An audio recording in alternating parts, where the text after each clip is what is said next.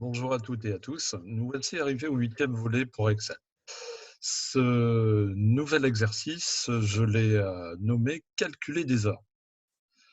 On a déjà vu que pour Excel, on pouvait calculer toutes sortes de données. Aujourd'hui, je vous propose d'effectuer des calculs d'heures dans cet exercice. Alors, je vais vous partager le tableau.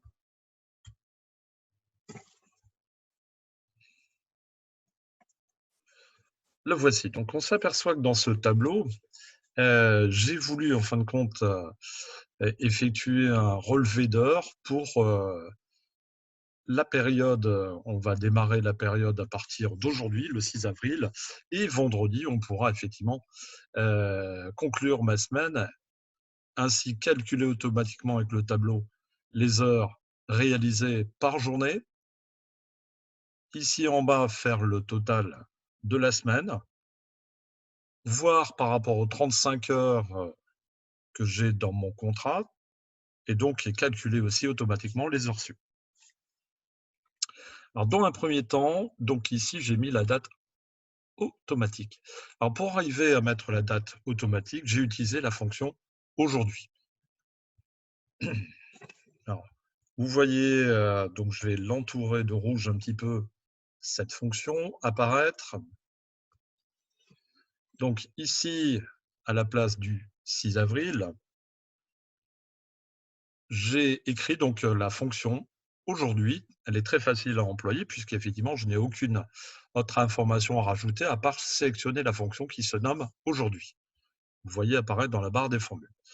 Ce qui permet effectivement de calculer automatiquement, de mettre la date du jour en automatique.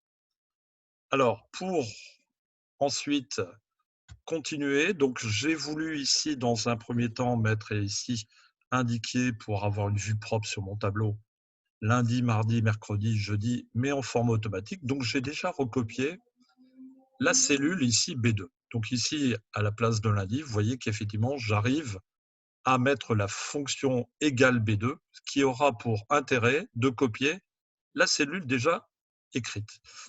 Alors, pourquoi il ne retient que lundi? Parce qu'effectivement, en plus, j'ai personnalisé mon groupe ici. J'ai personnalisé pour ne conserver que la journée de lundi. Donc, ici disparaît les informations 6 avril 2020, il ne retiendra que les journées. Alors, dans la personnalisation, dans le groupe nombre, on arrive ici en allant sur le menu. J'arrive ici dans les autres formats numériques. La fonction personnalisée, je ne vais retenir que les journées. Ici, vous le voyez, puisque les journées ne retiennent que la journée. Donc, elle se nomme 4J. Vous avez JJ, JJ, qui correspond à ne sélectionner, à ne retenir que la journée du lundi. En dessous, l'exercice est le même puisque je recopie la cellule B2 qui m'indique lundi 6 avril. Pour le transformer en format date et non pas jour, il me suffit aussi dans le groupe nombre, le mode standard, de le sélectionner le mode date qui me fait disparaître lundi et me le transforme en 6 avril 2020.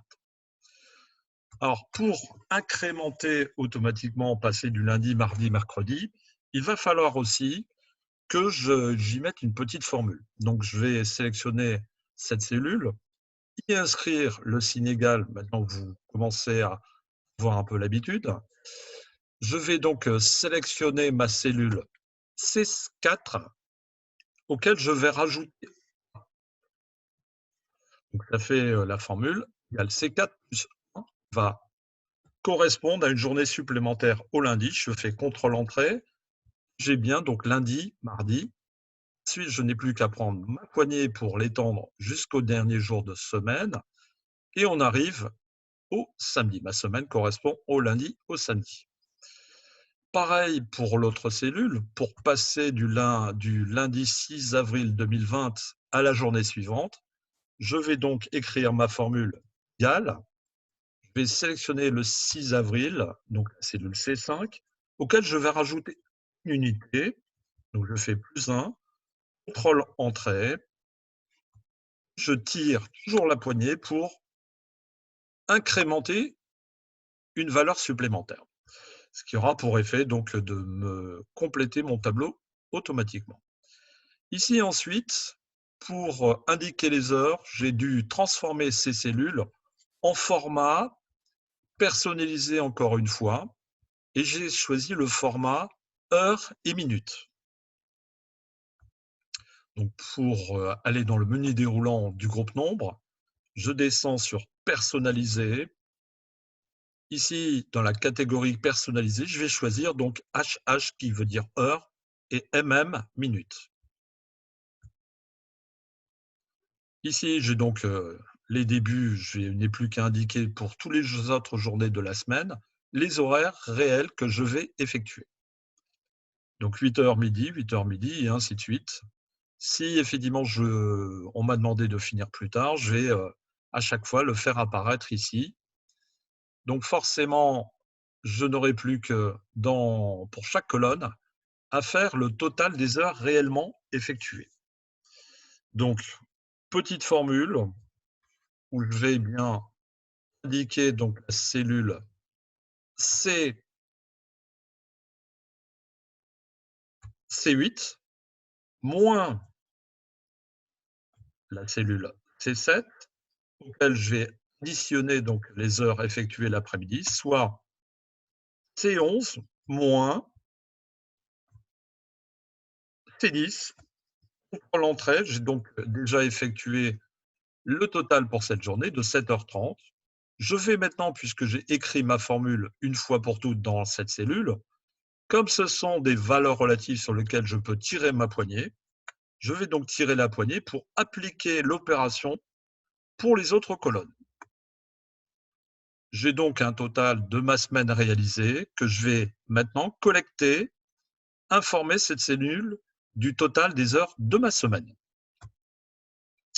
Donc ici, je n'ai plus qu'à indiquer le signe égal, une fonction de somme, j'indique les premières lettres, il m'intitule toutes les fonctions qui commencent par somme.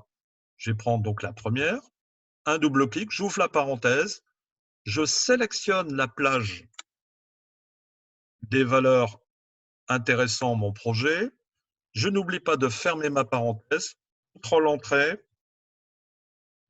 33h30 effectué, mon contrat est de 35 heures, donc ici je n'ai plus qu'à indiquer